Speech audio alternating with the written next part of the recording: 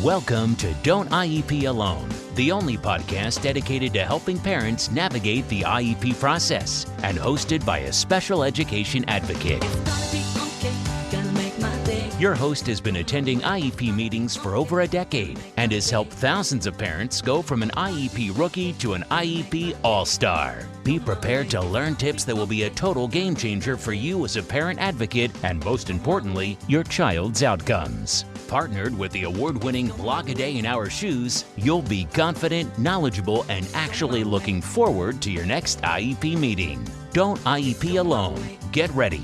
Here's your host, from suburban Philadelphia, Lisa Leitner. Hey, good morning, everyone. Thanks for listening. This is Lisa with A Day in Our Shoes, Don't IEP Alone. Today it is just me, unfortunately. I'm sorry. I hope you enjoyed last week's podcasts. I thought they turned out really well. Even though you can, of course, you can tell that Jennifer's on a phone, but I thought that it was able to hear her and understand what she was saying to the extent that you needed to. And I thought there was some really great content there, and I hope that parents found it valuable. Definitely looking into more of this in the future. And I did send out an email, if you're on my email list, inviting you, if you have something that you'd like to share for parents. I'm doing interviews for the podcast. I think that overall it went much better with two people than just me listening to me all the time. Also, last week I went to Harrisburg. It was a last minute thing, which I won't get into it too much as far as how the trip came about. But it's a little unfortunate, I think, that there are hearings and forums and things being held that on the surface, it seems like they're inviting parent participation. However, when you announce such a meeting that is going to take place on a Tuesday morning and you announce it on a Friday afternoon, especially since government offices are closed on weekends, that's I don't know what the word is. It seems to me that it's being done on purpose because there are a lot of hearings like the ones I went to on Tuesday that are being announced, a mere 24, 48 hours ahead of time. And, they say that they welcome parents and advocates and all that and all their stakeholders, but at the same time, they really don't, because the average parent can't drop what they're doing and show up in that amount of time. But I can. Very fortunate. My mother-in-law lives close by, and as long as she's open for the day to get Kevin off the bus, I am good to go. So I went. This was a hearing for education reform in Pennsylvania. This was a state thing. But I wanted to share with you my testimony just so that you can understand the types of things that are said at these hearings. This is the third time. Is that third or fourth? I think this is the fourth time I've participated in one. This is the third time that I did not, the first three times I presented the testimony like in person at the hearing. This week or last week, whatever, I was invited to submit written testimony. I was not invited to present it live at the hearing.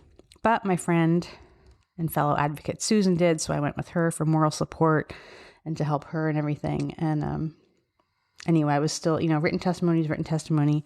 I do have a blog post about this that went live today, and I have the link to the video if you would like to watch all 3 hours of the written testimony, or all 3 hours of the testimony. It's not written. It was a live hearing. But, I'm always encouraging more parents and advocates to get involved in lobbying. We need this. We need more of us to do this and get involved. And I don't want you to be intimidated, because if I can do this, anyone can. I mean it. I hate public speaking, believe it or not. And if I can do this, you can. To give you a bit of background, when I first got involved in lobbying, we were doing this special education funding reform. It's a mouthful, but that's what we were doing. And as a result, Pennsylvania developed 3 tiers of funding, tier 1, 2, and 3.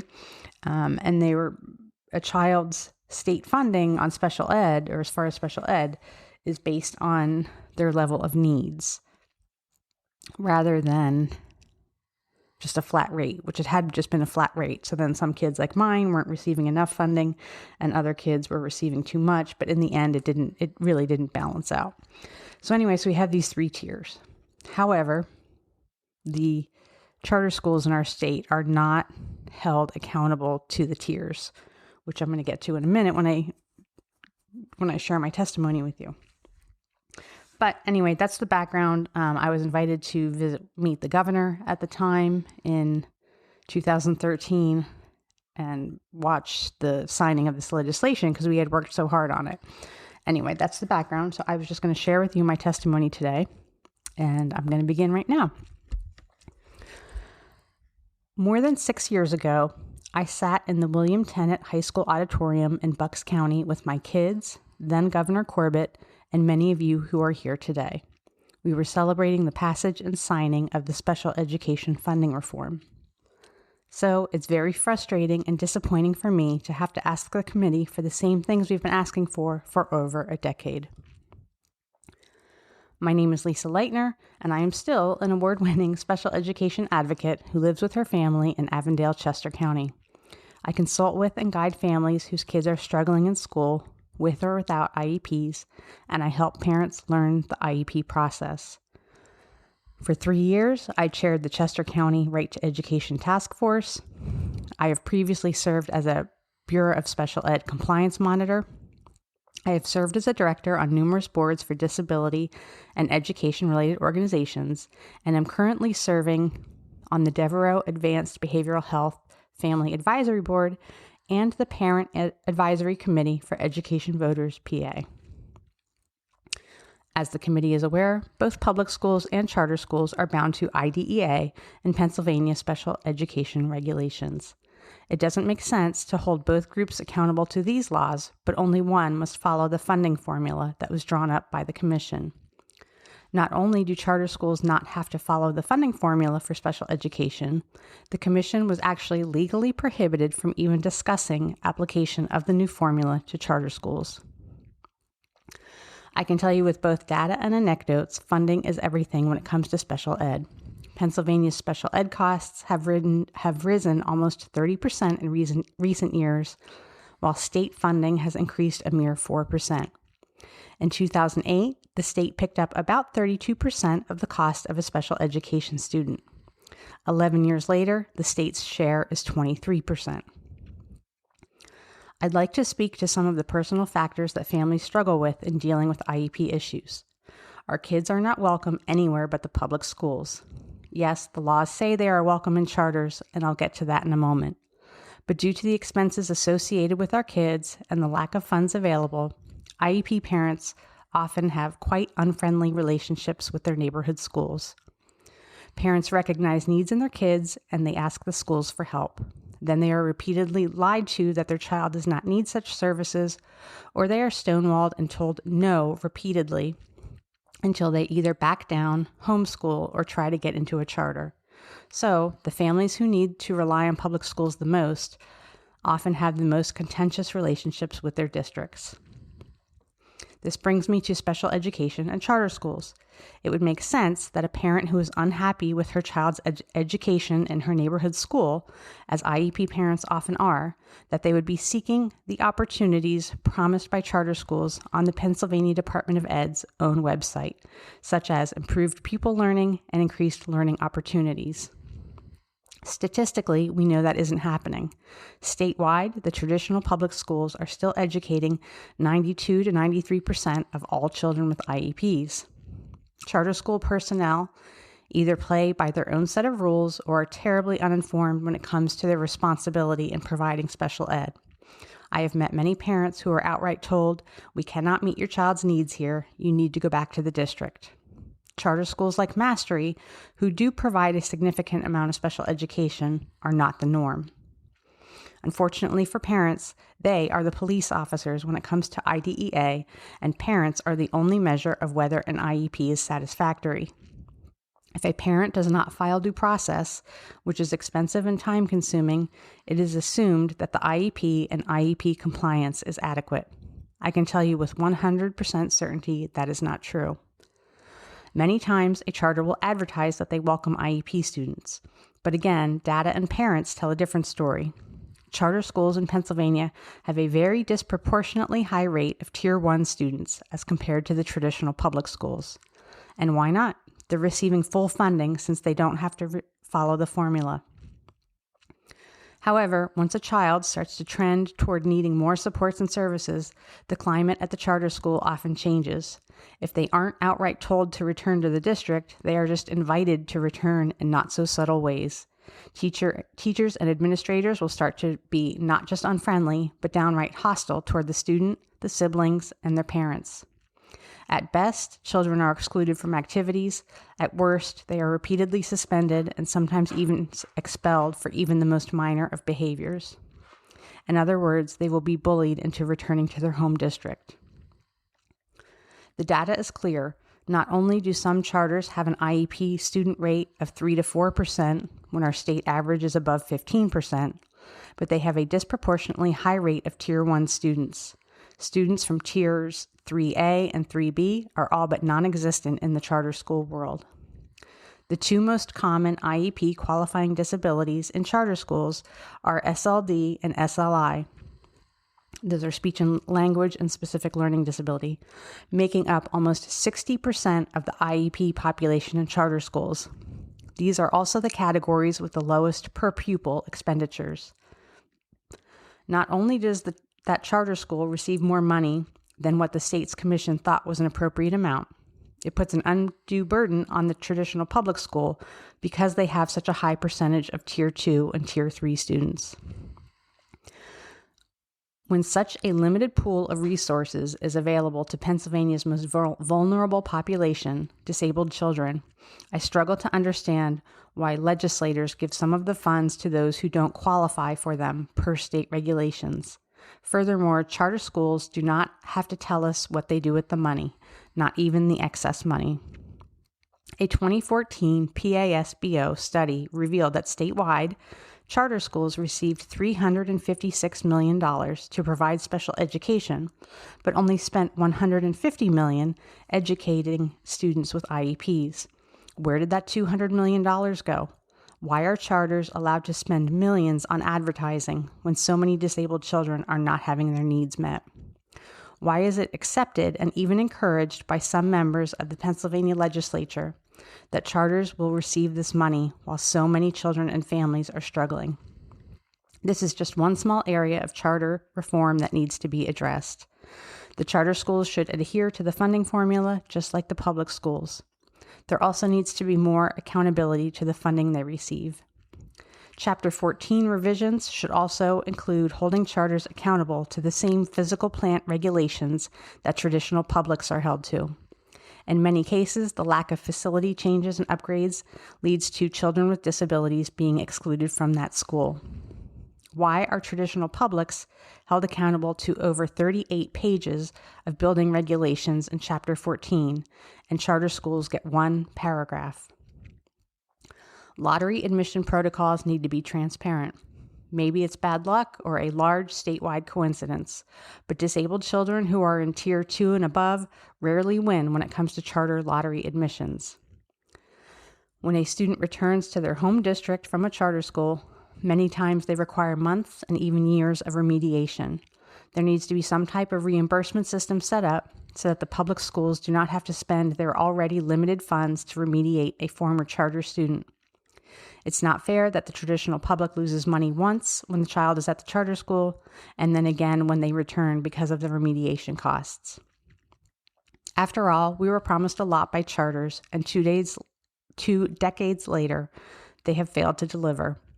Governor Ridge has been quoted as saying that charters are an option to provide a better education and a better education environment for the child.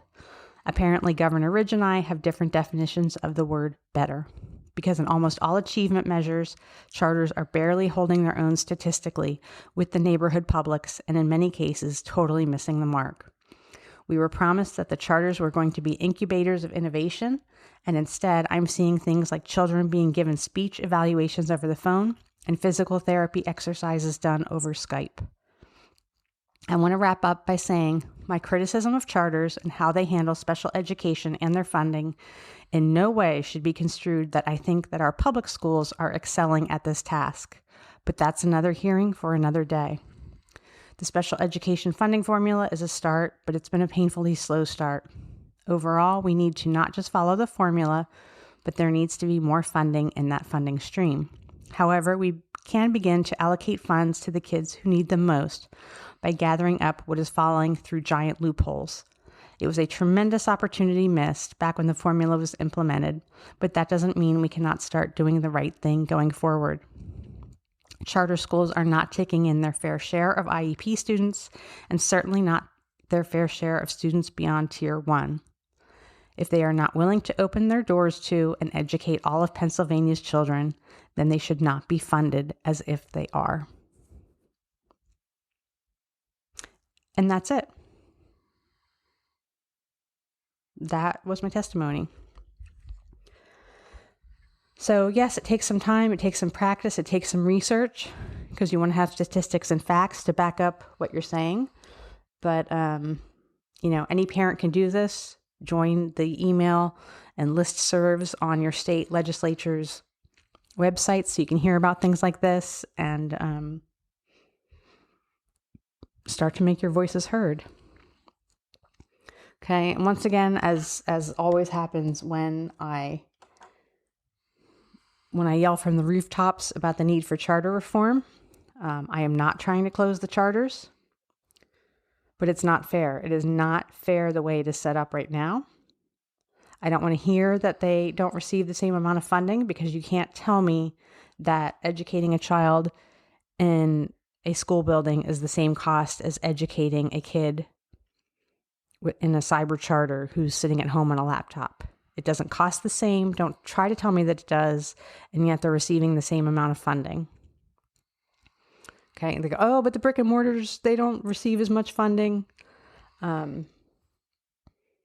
Yep, you're right. You know why? Because they're not allowed to double dip on the federal funding. They receive the federal funding directly from the federal government. So your neighborhood public school takes that piece out of what they're paying. Okay, and there's a lot of other things like that, like transportation. If your public school transports your child to the charter school, why should the charter school then also get transportation money? Okay, these are just some myths that need to be debunked. There's reforms that are needed. At least in Pennsylvania, the charter schools are not measuring up academically, and they need to be held accountable to that. We can't continue to throw good money after bad. Not trying to close the charters, not trying to take away what you're happy with. And I genuinely wish that the folks who are involved in charter lobbying would start to be truthful so that we can start to have meaningful discussions about this and stop scaring their parents into things like, oh, they want to close the charters. They want to close the charters. We don't. We just want you to take in all the disabled kids, not just the speech and language impairments, which is what you're doing. That's what's happening right now. Okay. All right. Rant over. If you didn't enjoy that, I'm sorry. I am able to tell on my stats behind the scenes if you like certain podcasts or not. And if you don't, I won't do them in the future. But I do have some interviews set up, so hopefully you will hear some of those in the coming weeks. In the meantime, if you would like to be on the podcast, just contact me and we'll get something set up. Other than that, once again, thank you for tuning in. Visit adayinourshoes.com if you have any other IEP questions, and have a great day. Thanks for listening to the Don't IEP Alone podcast. No parent should have to IEP alone. And with A Day in Our Shoes, you don't have to. For more IEP assistance and letter templates, visit adayinourshoes.com. For ongoing assistance and support, follow our Facebook page and group.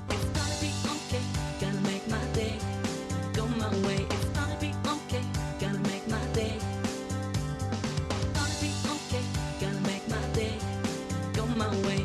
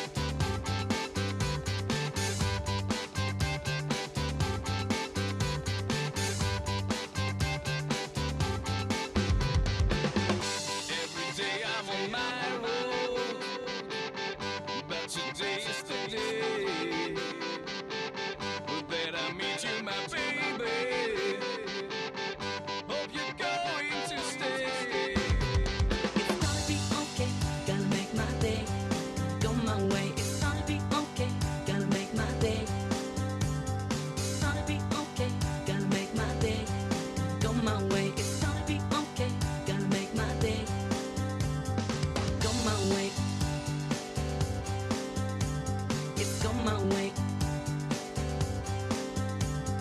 Go my way. It's go my way.